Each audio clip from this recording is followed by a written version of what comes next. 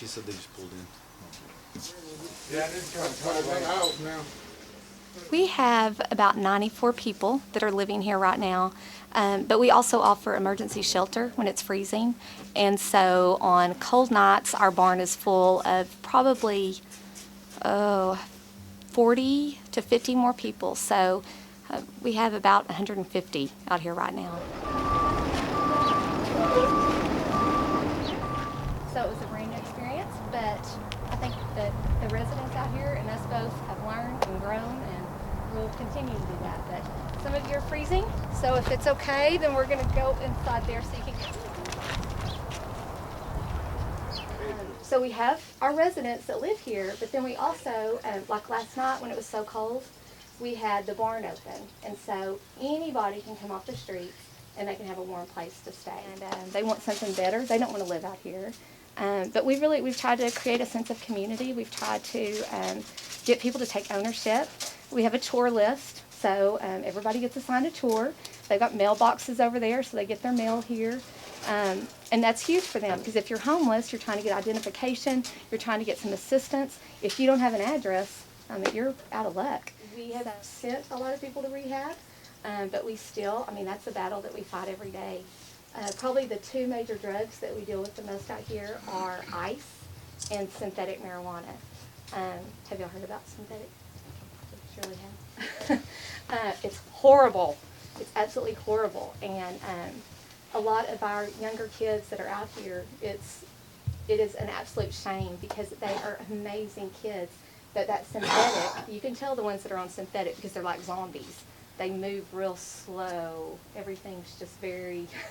In fact, we had one of our boys that was out here, and he was on synthetic. Well, he was on, 19th Street, and so he was standing on the curb, and all the cars were going past, and he was just frozen. He couldn't move, but he was about to fall, and so thank goodness we saw him. So we, moved him out of the way. But alters your personality. So addictive. I'm just telling you, it is the most nasty stuff. So if you hear anything today, do not, anybody you know that is even thinking about doing it, or you see that's about to do it, stop them, because it's absolutely horrible, and it's hard for them to get off of it.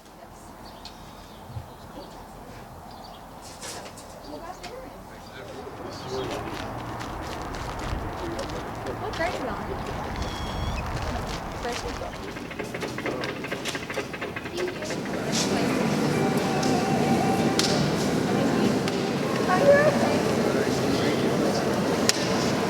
You want the chocolate chip one? Okay. Would you like orange juice? You're welcome. Our class learned how to knit, and so we got donations of yarn, and then we learned the technique, and we spent about a month knitting scarves. So we came today to donate what we made. Okay, I found the one I made.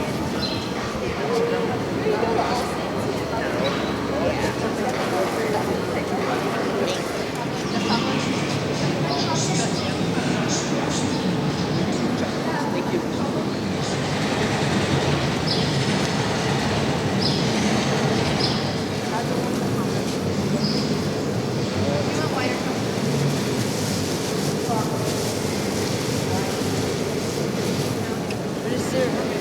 Just cereal, I think.